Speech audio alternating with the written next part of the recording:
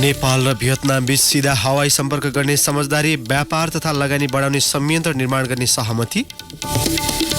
नेपाल चीन रेल सञ्जाल निर्माण आर्थिक दृष्टिकोणले निकै चुनौतीपूर्ण भएको पूर्वाधार विज्ञहरूको भनाई, सडक सञ्जाल निर्माणलाई जोड दिन आग्रह। कृषि प्रधान मुलुकमा यो वर्ष मात्रै 40 अर्ब रुपियाँ बढीको खाद्यान्न आयात, खेती योग्य जमिन घट्दै गएको र जनशक्ति अभावले उत्पादनमा प्रत्यक्ष असर। युद्धविरामको सम्झौता अनुसार मुख्य तटीय क्षेत्र छाड्ने यमनका हुथी विद्रोहीको घोषणा। र आयोजक चितवन 11 भरतपुर गोल्ड कपको सेमिफाइनलमा सडन डेथमा आर्मी पराजित।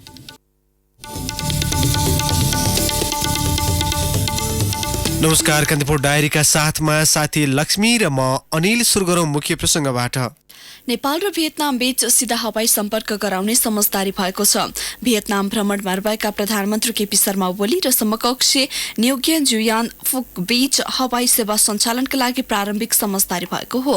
सिधा हवाई सम्पर्कको प्राविधिक पक्षबारे अध्ययनका लागि सम्बन्धित मन्त्रालयलाई निर्देशन दिने समझदारी भएको हो। दुई देशका जनता बीचको सम्बन्ध विस्तारका लागि सिधा हवाई सम्झौता गर्ने समझदारी सँगै व्यापार तथा लगानी बढाउन संयन्त्र निर्माण गर्ने सहमति समेत भएको छ। द्विपक्षीय सम्बन्ध र सहकारीलाई मजबुत बनाउँदै इलेक्ट्रोनिक उत्पादन, कफी, चिया, समुद्री खाना, लत्ता, कपडा, छालाका सामान लगायतका क्षेत्रमा सहकारी गर्न सकिने विषयमा छलफल भएको परराष्ट्र मन्त्रालयले जनाएको छ।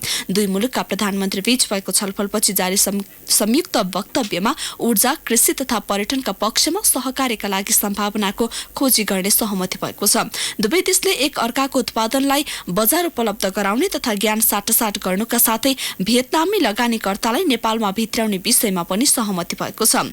प्रधानमन्त्री ओलीसँगको भेटका क्रममा बजेट नेपाल 2020लाई सफल बनाउन मद्दत गर्ने भियतनाम सरकारले प्रतिबद्धता जनाएको छ। संयुक्त राष्ट्र संघ लगायत क्षेत्रीय तथा अन्तर्राष्ट्रिय संगठनमा एक अर्कालाई सहयोग गर्ने सम्बन्धमा समेत समझदारी कायम भएको परराष्ट्र मन्त्रालयले जनाएको छ। प्रधानमन्त्री ओलीले भियतनामका समकक्षी फोकलाई नेपाल भ्रमणको निम्तो दिनुभएको छ। यसअघि भियतनामका उद्योगी व्यवसायलाई हिजो सम्बोधन गर्दै प्रधानमन्त्री ओलीले लगानीका लागि नेपाल खुला भएको बताउनु भएको थियो। प्रधानमन्त्री ओली भोलि हानोईमा आयोजना हुने वैशाख डेमा सहभागी हुनुहुनेछ। पर्सि सोमबारबाट कम्बोडियाको भ्रमणमा जाने ओली त्यतैबाट बुधबार काठमाडौँ फर्कनुहुनेछ।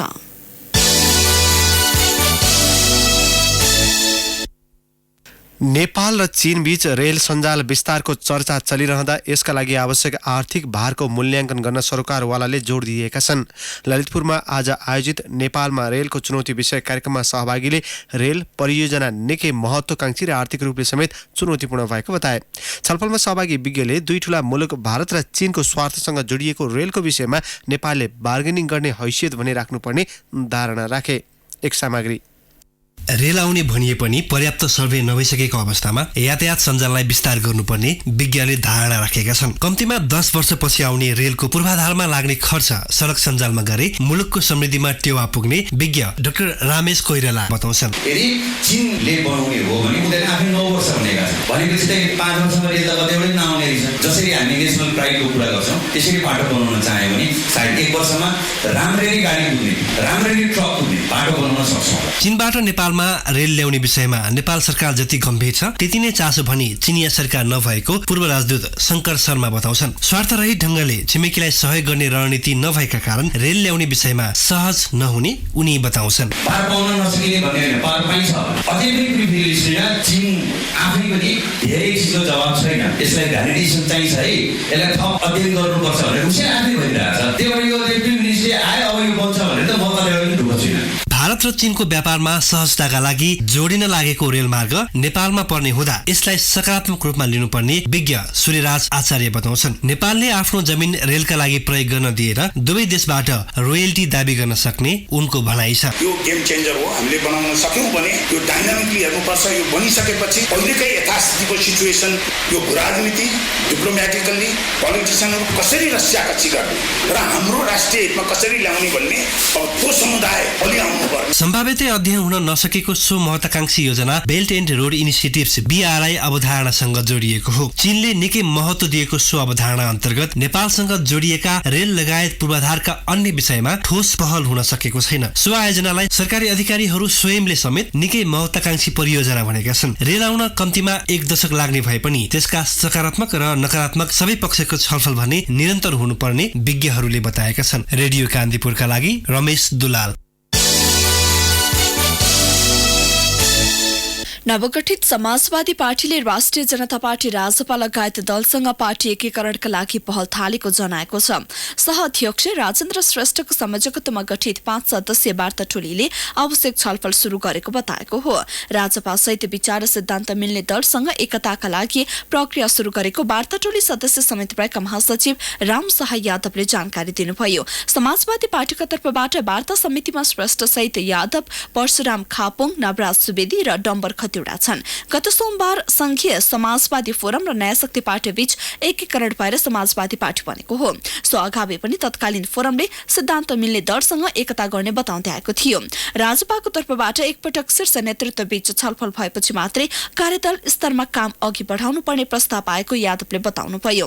राजपाका अध्यक्ष मण्डलका नेता अनिल झाले भने अहिले एकता प्रक्रियाको काम रोकिएको बताउनुभयो। राजपाका अध्यक्ष मण्डलका नेता सबै काठमाडौँ बाहिर भएकाले पनि छलफल हुन नसकेको उहाँको भनाइ छ। सिद्धान्त मिल्ने दलसँग एकता गरेपछि आफूहरूले उठाएका संविधान संशोधन लगायतका माग पूरा नभई सरकारबाट फिर्ता हुने विषयमा पुनर्विचार गरिने समाजवादी पार्टीका महासचिव यादवले बताउनुभयो। सञ्चार तथा सूचना प्रविधि मन्त्री गोकुल बास्कोटाले पत्रकारहरूको न्यूनतम पारिश्रमिक कानुनी रूपमै व्यवस्था गर्ने विषयमा अर्को विकल्प नभएको बताउनु भएको छ। रसुवामा आज आयोजित एक कार्यक्रममा सम्बोधन गर्दै मन्त्री बास्कोटाले समाज राज्य लोकतान्त्रिकरण बनाउनकै लागि पत्रकारलाई पारिश्रमिक दिनुपर्ने कुरा उठाइएको र कुनै पनि हालतमा सो व्यवस्थालाई लागू गराइ छाड्ने दावी गर्नुभयो। उहाँले भन्नुभयो, श्रमको सम्मान र श्रमको मूल्य तिर्ने संस्कृतिको पक्षमा वकालत गरिन्छ। यो कम्युनिस्टको सरकार हो। मिडियामा ठगी र शोषणको अवस्था अन्त्य गर्न सरकार प्रतिबद्ध रहेको सञ्चार मन्त्री बास्कोटाको भनाइ छ। यस्तै 5 वर्षभित्रमा सरकारले मुलुकका समग्र क्षेत्रमा आमूल परिवर्तन ल्याउने दावी गर्दै उहाँले पत्रकारिता, कृषि, कनेक्टिभिटी, व्यवसाय, पर्यटन, शिक्षा, स्वास्थ्य लगायतका क्षेत्रमा परिवर्तन आवश्यक रहेको उल्लेख गर्नुभयो। बर्दिया राष्ट्रिय निकुञ्जको बबई उपत्यका र कर्णाली तटीय क्षेत्रमा 1 महिना यता फैलिएको डढेलो अझै नियन्त्रणमा आएको छैन। पूर्व पश्चिम राजमार्गको वरिपरि लागेको डढेलो नियन्त्रण गर्ने प्रयास भइरहेको स्थानीय प्रशासनले जनाएको छ। निकुञ्जको कर्णाली र बबई तटीय क्षेत्रको अम्ब्रेनी, घुम्ना, रम्मापुर सेक्टर, सैनावारदेखि वनखेत र चुरेको गोडी, बबई उपत्यका, तरङ्गा लगायतका दर्जनौं ठाउँमा डढेलो लागेको छ। डढेलो नियन्त्रण गर्ने प्रयास भए पनि पूर्ण रूपमा नियन्त्रणमा नआएको निकुञ्जले जनाएको छ। डढेलो नियन्त्रणमा नआएपछि 3 साता यता आसपासका गाउँ धुवाँले ढाक्दा बालबालिका र वृद्ध बढी प्रभावित भएका छन्। डढेलोसँगै चलेका हावाले निकुञ्जको उत्तरी भाग अझै डढेलोको जोखिममा रहेको रेन्जर पुष्पदेव श्रेष्ठले बताउनुभयो। यसैबीच सल्यानको छत्रेश्वरी गाउँपालिकाको सामुदायिक वनमा लागेको डढेलोले बस्ती प्रवेश गर्न थालेपछि निभाउन गएका 1 जनाको जलेर मृत्यु भएको छ। 2 जना घाइते भएका छन्। छत्रेश्वरी गाउँपालिका 6 तुसारे सिम्पानी स्थित इन्द्रेणी सामुदायिक वनमा लागेको डढेलो निभाउन जाँदा स्थानीय 65 वर्षीय पेन्टी बोहराको जलेर मृत्यु भएको हो। 42 वर्षीय खगेन्द्र बोहरा र मायादेवी बोहरा घाइते भएका छन्। घाइते दुवैजनालाई उपचारका लागि जिल्ला अस्पताल सल्यानमा लगिएको छ। अस्ति बिहिबारदेखि लागेको डढेलो निभाउन नसक्दा हिजो साँझ तुसारे सिम्पानी नजिकै रहेको बस्ती रामकाँडामा 6 घर र 4 गोठ गरी 10 घरगोठ जलेर नष्ट भएको जिल्ला प्रहरी कार्यालय सल्यानका प्रहरी निरीक्षक पञ्चलाल गोलेले बताउनुभयो। बस्तीमा लागेको आगो निभाउन प्रहरी, सेना, सशस्त्र प्रहरी सफल भए पनि राति हावाहुरी चलेपछि पुनः डढेलो फैलिँदा जोखिम बढेको उहाँको भनाइ छ। कान्तिपुर डायरीमा अब ब्रेकको पालो। ब्रेकपछि बाँकी प्रसङ्ग।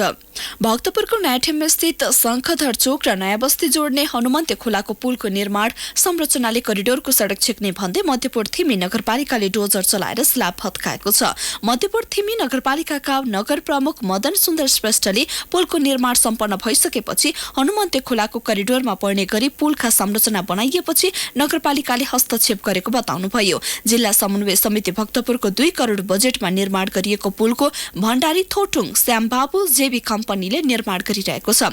नगरपालिकाको डोजरले स्ल्याबको ढलान गर्न तयारी अवस्थामा राखेको डन्डी र अन्य सामग्री खोलामा खसालेको छ। नगरपालिका आफैले सडक र पुल दुवैको सहजतालाई मध्यनजर गर्दै नयाँ डिजाइनबाट स्ल्याब निर्माण गर्ने मेयर श्रेष्ठको भनाइ छ। यद्यपि निर्माण कम्पनी भण्डारी थोटुङ श्यामबाबु जेबी कम्पनीका प्रमुख गणेश कार्कीले समन्वय नगरी पुल भत्काउने नगरपालिकाको निर्णयप्रति दुःख व्यक्त गर्नुभयो। कार्कीले स्ल्याब भत्काउन कम्पनीलाई पुगेको 15 लाखको क्षतिपूर्ति नगरपालिकाले नतिरेसम्म पुल निर्माणको बाँकी काम अगाडि नबढाउने चेतावनी दिनुभएको छ।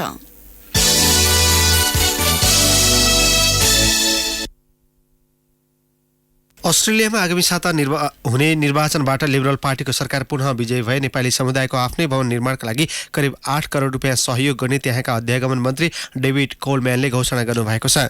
NRNA ओसिनिया सम्मेलनलाई सम्बोधन गर्दै मन्त्री कोलम्यानले नेपालीहरूलाई आफ्नो कार्यक्रमहरू आयोजना गर्न सामुदायिक भवन बनाइदिने घोषणा गर्नुभएको हो।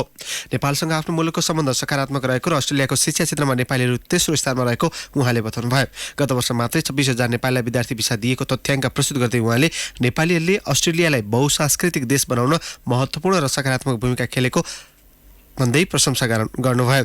अस्ट्रेलियामा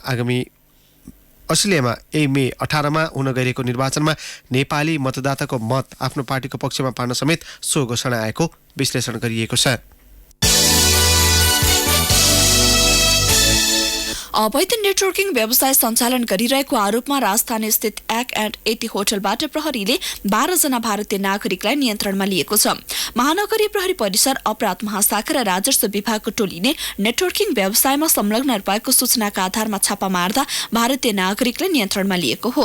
उनीहरूले दुवै मुख्य कार्यालय रहेको नेटवर्किङ कम्पनीको भारतको लखनऊमा शाखा कार्यालय रहेको र त्यहीबाट सुन, रियल एस्टेट लगायतका व्यवसाय सञ्चालन गर्ने भन्दै प्रशिक्षण दिएको पाइएको छ।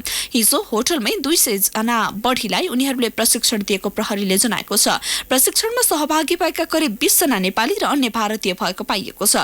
उनीहरूले न्यूनतम $1250 जम्मा गर्नुपर्ने र त्यति नै रकम कम्पनीले हालेर नेटवर्किङ व्यवसायमा सहभागी हुन पाउने योजना बनाएका थिए। पक्राउ परेका माथि छानबिन भइरहेको महानगरीय प्रहरी परिसरका डीएसपी होविन्द्र बोगटीले बताउनुभयो।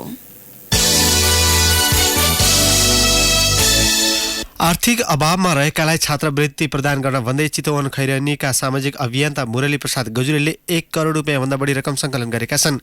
आर्थिक अभावका कारण कुनै पनि बालबालिका शिक्षाबाट वञ्चित हुन नपरोस् भन्दै गजुरेलले 2067 सालदेखि 1 करोड रुपियाँ सङ्कलन अभियान सुरु गरेका थिए। आफूले पढ्न नपाए पनि अरूलाई पढाउनकै लागि सो अक्षय कोष स्थापना गरेको र आज आफ्नो अभियान पूरा भएको गजुरेलले बताए। कोषमा देश तथा विदेशमा रहेका 5,000 बढीले सहयोग गरेको 1 करोड 1,12,073 रुपियाँ 82 पैसा जम्मा भएको गजुरेलको भनाइ छ। हालसम्म कोष अन्तर्गतको 19,18,000 रुपियाँले 630 जना विद्यार्थीलाई छात्रवृत्ति प्रदान गरिएको छ। सामाजिक क्षेत्रमा क्रियाशील रहेकै कारण गजुरेल राष्ट्रिय स्तरमा समेत सम्मानित भइसकेका छन्। कैलाली टिकापुरको रोरा नदीमा डुबेर 2 जना बालकको मृत्यु भएको छ। लम्कीचुफा नगरपालिका 7 चाकाबाडी स्थित रोरा नदीमा डुबेर हर्दनीका मनोज चौधरीका 11 वर्षीय छोरा सुदीप चौधरी र परशुराम चौधरीका 11 वर्षीय छोरा समीर चौधरीको मृत्यु भएको हो। दिउँसो पौडी खेल्ने क्रममा डुबेर बेहोस भएका उनीहरूको टिकापुर अस्पतालमा पुर्याउँदा अस्पतालले मृत्यु भइसकेको घोषणा गरेको थियो।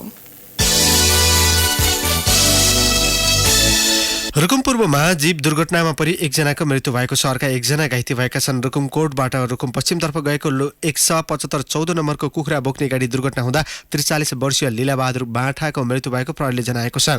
दुर्घटनामा परि जीप चालक सिस्ने गाउँपालिका 2 का 36 वर्षीय तिलक खड्का घाइते भएका छन्।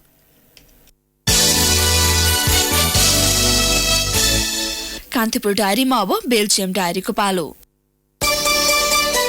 बेल्जियम डायरीमा म निलम घिमिरेको नमस्कार। बेल्जियमको आन्ट्रोपेन सहरमा यसै साता सम्पन्न 16 किलोमिटरको म्याराथनमा 2 नेपालीले पनि भाग लिएका छन्। 125 देशबाट 38,000 धावकको सहभागिता रहेको म्याराथनमा 48 मिनेट 42 सेकेन्ड टाइमिङ निकाल्दै बेल्जिक नागरिक प्रथम भए। यस म्याराथनमा सहभागीले लगाउनका लागि राखिएको ड्रेस 10 युरो प्रति गोटामा बेचिएको हो। यसबाट उठेको रकम क्यान्सर पीडितलाई उपलब्ध गराउने योजना रहेको नगरपालिका प्रमुख तथा धावक वार्थ दे बेफेरले बताए। पूर्व जनमुक्ति सेना नेपालका संयोजक लेनिन बिष्टले बेल्जियमको राजधानी ब्रसेल्समा संयुक्त राष्ट्र संघ अन्तर्गत बालबालिका तथा सशस्त्र हिंसामा परेकाहरूका लागि राष्ट्रसङ्घीय महासचिवका विशेष प्रतिनिधि भर्जिनिया गाम्बासँग भेटवार्ता गरेका छन्। यसै साता बिष्टले नेदरल्यान्ड स्थित अन्तर्राष्ट्रिय युद्ध अपराध अदालत हेगमा पनि छलफल गरेका छन्। उनले तत्कालीन सरकार पक्ष पूर्व राजा पनि यसको दोषी भएकाले सबै विरुद्ध मुद्दा दिन सकिने बताए। नेदरल्यान्ड सरकारको सहयोगमा युरोप आएका बिष्ट आगामी 3 महिना जति यतै बस्नेछन्। पोर्चुगलमा 2 नेपाली कृषि कामदारलाई दुर्व्यवहार गरेको आरोपमा 4 जना जीएनआर सैनिकलाई पोर्तुगिज सरकारले निलम्बित गरेको छ भने थप 1 सैनिकलाई पक्राउ गरेको छ। नेपाली कृषि मजदुर र व्यवसाय बीचमा विवाद हुँदा मालिकसँगको सम्बन्ध र भन्छुनको आधारमा ती सैनिकहरूले कामदारमाथि दुर्व्यवहार र ज्यादती गरेको सैनिकलाई आरोप लागेको हो। उनीहरूलाई अपहरण र ज्यान मुद्दा लागेको छ। लामो समयको अनुसन्धान र प्रमाणहरूको आधारमा स्थानीय न्यायिक प्रहरीले यसै साता बुधबार घटनामा संलग्न सैनिकलाई पक्राउ गरेको हो। घटना बारेमा जानकारी दिए पनि घटनाका पीडित र पीडकको नाम सार्वजनिक भने गरिएको छैन। हवस् त बेल्जियम डायरी आजलाई यति नै। म निलम घिमिरेलाई बिदा दिनुहोस्। नमस्कार। बेल्जियम डायरी पछि कान्तिपुर डायरीमा पुनः ब्रेकको पालो। कान्तिपुर डायरीमा अब आर्थिक प्रसङ्ग। चालु आर्थिक वर्षको 9 महिनामा भारत लगायत अन्य मुलुकबाट 40 अर्ब रुपियाँ बढीको खाद्यान्न आयात भएको छ। माग अनुसारको आपूर्ति हुन नसकेपछि खाद्यान्नमा वर्षेनी परनिर्भरता बढ्दै गएको छ। भन्सार विभागको तथ्याङ्क अनुसार चैत मसान्तसम्ममा 40 अर्ब 21 करोड 38 लाख रुपियाँ बराबरको चामल, मकै, गहुँ लगायतका खाद्यान्न आयात भएको हो। यो गत आर्थिक वर्षको सोही अवधिको तुलनामा 7 अर्ब 54 करोड 65 लाख रुपियाँ बढी हो। गत वर्ष 32 अर्ब 66 करोड 72 लाख 33 हजार रुपियाँ बराबरको खाद्यान्न मुलुक भित्रिएको थियो। मुलुकमा अर्बौं रुपियाँको खाद्यान्न आयात हुँदा 1 करोड 91 लाख 56 हजार रुपियाँ बराबरको मात्रै खाद्यान्न निर्यात भएको छ। भारतसहित चीन, थाइल्यान्ड, बङ्गलादेशबाट खाद्यान्न आयात हुने गरेको छ। खेती योग्य जमिन घट्दै गएको र काम गर्ने जनशक्ति अभावले माग अनुसार उत्पादन नहुँदा ठूलो परिमाणमा खाद्यान्न आयात हुँदै आएको छ। आमा, ह्यापी बर्थडे। केही बन्न जिन्दगीमा, केही पाउन, केही गर्न, त्यसको भोग जरुरी छ।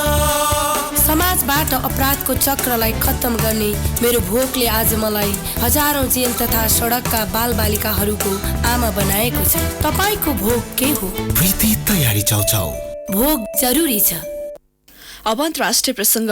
यमनका हुती विद्रोहीले गत डिसेम्बरमा भएको युद्धविरामको सम्झौता अनुसार मुख्य तटीय क्षेत्रको नियन्त्रण छाड्ने भएका छन्। हुती विद्रोही र सरकार बीच भएको सम्झौता अनुसार यमनको मुख्य आयात नाका युदे 10 तटीय क्षेत्रबाट पछि हट्ने विद्रोहीले घोषणा गरेका हुन्। विद्रोहीको नियन्त्रणमा रहेको क्षेत्रबाट मानवीय सहायता यमनका विभिन्न स्थानमा पठाउन नसक्दा मानवीय सङ्कट चुलिएको थियो। अबको 4 दिनमा विद्रोहीले सो क्षेत्रबाट आफ्ना सशस्त्र समूहलाई निकाल्ने बीबीसीले उल्लेख गरेको छ। गत 4 वर्षदेखि जारी हिंसाका कारण 6800 जनाको मृत्यु भएको छ। यमनमा शान्ति प्रक्रियाको पहिलो कदमका रूपमा विद्रोहीले तटीय क्षेत्रको नियन्त्रण छाडेको संयुक्त राष्ट्रसङ्घका यमनका प्रमुख मार्टिन ग्रिफिथले बताउनु भएको छ। यमनका 2/3 जनता यमनको युदे 10 तटीय क्षेत्रको आयातमा निर्भर छन्। विद्रोहीको नियन्त्रणका कारण यमनका नागरिक दैनिक उपभोग्य सामग्रीको अभावमा जीवन बिताउन बाध्य छन्।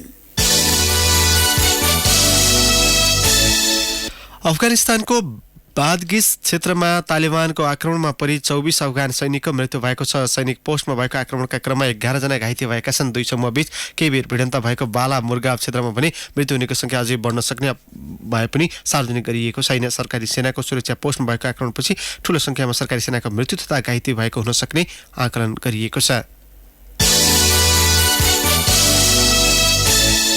अब खेल प्रसङ्ग। आयोजक चितवनले 11 भरतपुर गोल्ड कप फुटबल प्रतियोगिताको सेमिफाइनलमा प्रवेश गरेको छ। नारायणगढ स्थित क्याम्पस और मैदानमा भएको पहिलो क्वार्टर फाइनलमा विभागीय त्रिभुवन आर्मीलाई पराजित गर्दै आयोजक सेमिफाइनलमा पुगेको हो। निर्धारित समयमा दुवै तर्फबाट समान 1 गोल भएपछि खेल टाइब्रेकरमा धकेलिएको थियो। टाइब्रेकरमा पनि समान 4 गोल भएपछि खेलको निर्णय सडन डेटबाट लिएको हो। प्रतियोगिताको दोस्रो क्वार्टर फाइनलमा भोलि च्यासल युथ क्लब र झापा 11 बीच प्रतिस्पर्धा हुनेछ। गोल्ड कपको उपाधि विजेताले 6 तथा उपविजेताले 3 लाख रुपैयाँ हात पार्नेछन्।